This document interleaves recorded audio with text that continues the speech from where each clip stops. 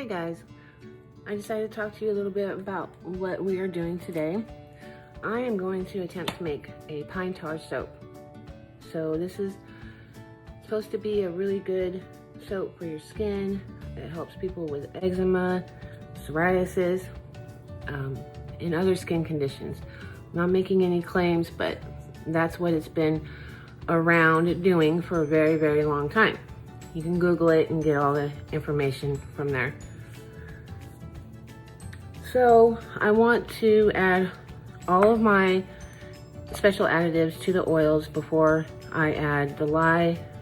Pine tar is supposed to make your soap speed up like a lot.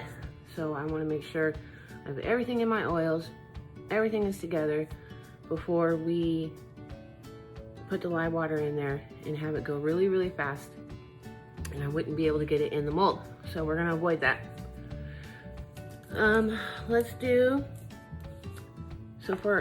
We're gonna do an essential oil blend to try to make it smell better. And the essential oils I chose do have some good properties. I've got lemon, tea tree, and I can't remember, balsam fir. So I thought when we go with the pine, maybe, I don't know, put a little bit extra in there, make it actually smell like pine and not so much like tar. The tea tree has the antibacterial, antimicrobial, all of those good things. Same with lemon. Yeah, so we're gonna have those. I wanna make this a little exfoliating, but I don't want it extremely exfoliating, so we're gonna use a little bit of oat flour.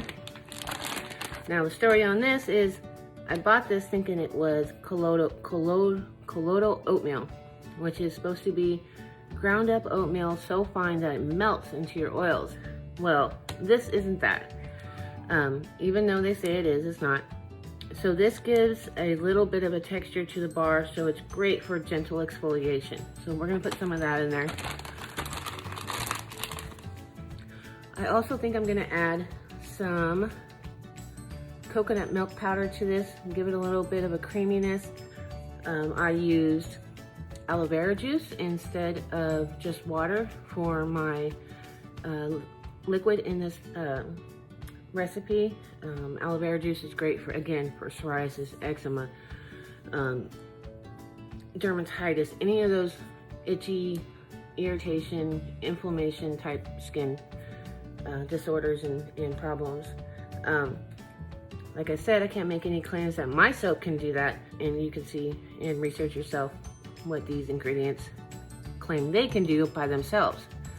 I'm just adding them to a soap because I think they're great ingredients, and yeah, you can buy a bar and see if it works for you. Okay, so we're gonna get started.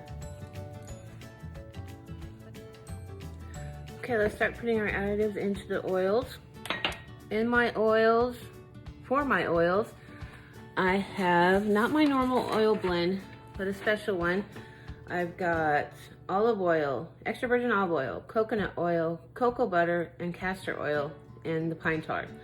So yeah, that is what's in this bar for oils and butters. Let's start with my Kalin Clay.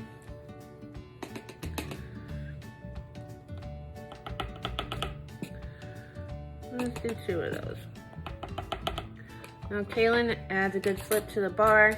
It helps the essential oils anchor into the bar, to the soap. After it saponifies, it tends to lose, essential oils tend to lose their smell. So Kalin Clay in your oils, or in your essential oils mixed in, or in your oils, I haven't been able to find the difference. It seems to work both ways for me. It will help your essential oils stick around. So next, we're gonna put our exfoliant, which is the oat flour. I don't want too much in there. We don't want crazy amounts of scratchies in there. It won't really be scratchy. This is actually gonna be a rehydrated piece of oat, actually. So it's not gonna have any sharp edges. It's not like walnut shells or ground up apricot pits or anything like that. It's not sharp, it's not scratchy, it's just got a nice exfoliating and over the skin. So we went with that. Next, we're gonna put my coconut milk powder. Helps with the richness of the bar, helps with the lather. We'll have nice creamy bubbles, even with that stinky pine tar in it. I guess pine tar has been around for a very, very long time, and people just swear by it, that it helps with people with acne, oily skin, people that tend to get clogged pores. It just seems it has an antibacterial property to it, so it just cleans up all that nastiness off your skin. We shall see. Okay, so I think those are all my additives that I'm gonna add in there. I'm gonna give them a whirl with my stick blender, and we'll go from there.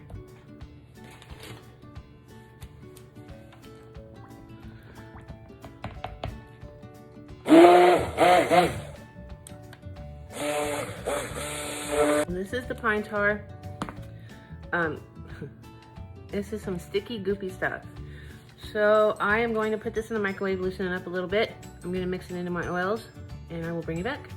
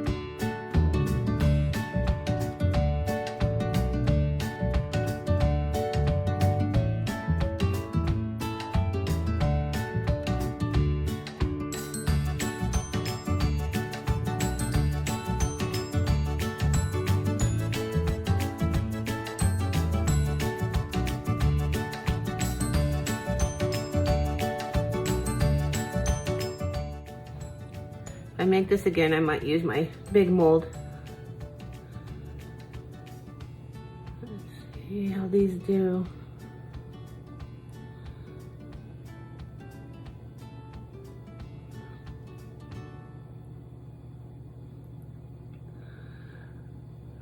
Right about there.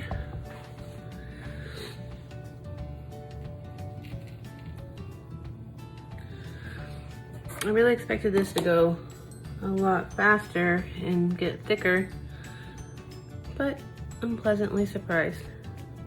I will take it.